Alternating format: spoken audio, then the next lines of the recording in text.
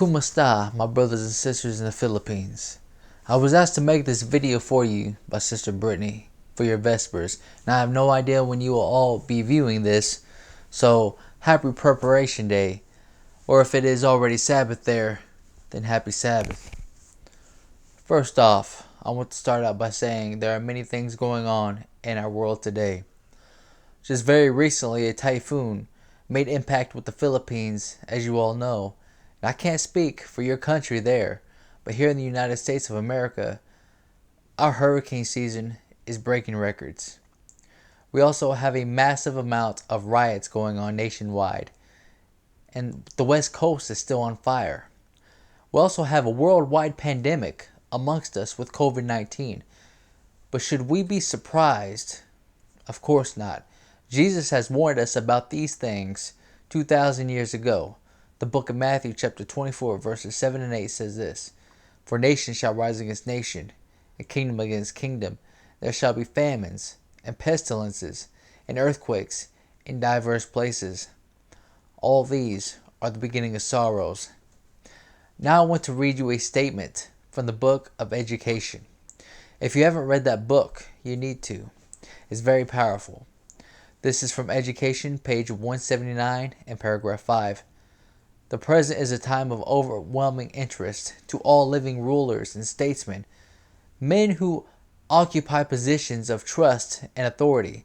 Thinking men and women of all classes have their attention fixed upon the events taking place about us. They are watching the strained, restless relations that exist among the nations. They observe the intensity that is taking possession of every earthly element, and they recognize that something great and decisive is about to take place, that the world is on the verge of a stupendous crisis. You see, if world leaders and other people of the world are looking out and know something is about to take place, then we, as students of Bible prophecy, should in no case be surprised at what is taking place. 2020 to me has revealed characters.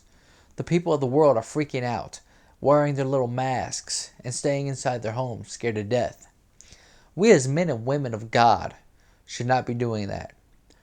But the sad reality is Seventh-day Adventists are following suit with the world. It's sad to say, but it's the truth. We need to stay positive. When I think of COVID, I don't think of fear and anxiety. This is how I see COVID-19. It means Christ over viruses and infectious diseases. Christ has that power, and all he asks us to do is to trust and obey him. Jesus says in the book of John chapter 14 and verse 27, Peace I leave with you, my peace I give unto you. Not as the world giveth, give I unto you. Let not your heart be troubled, neither let it be afraid.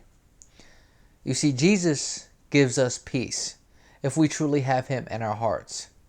He doesn't give us a spirit of fear, but of a sound mind.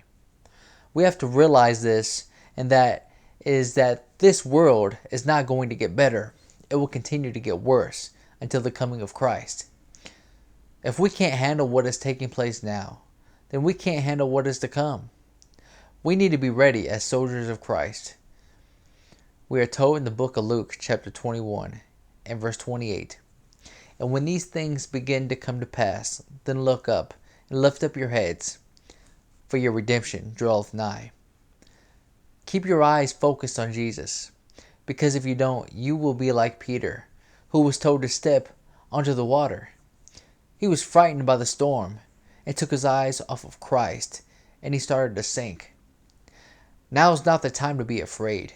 Now's the time to march forward and win souls for the kingdom. And that's what we need to do at this time. God isn't looking for those who are politically correct or cowards. He is looking for men and women to stand up and say, I would rather die than to sin against my Creator. He's looking for young people like yourselves to get the job done, to help end this work. There is hope after the storm, brothers and sisters. Jesus is coming soon to take us all home. We just need to stay focused on him and the work that he has for us to do. Amen. I would also like to encourage you all to read Psalm chapter 91, for it will be a great encouragement to all of you. God bless you all, and hope to see you all soon. God bless.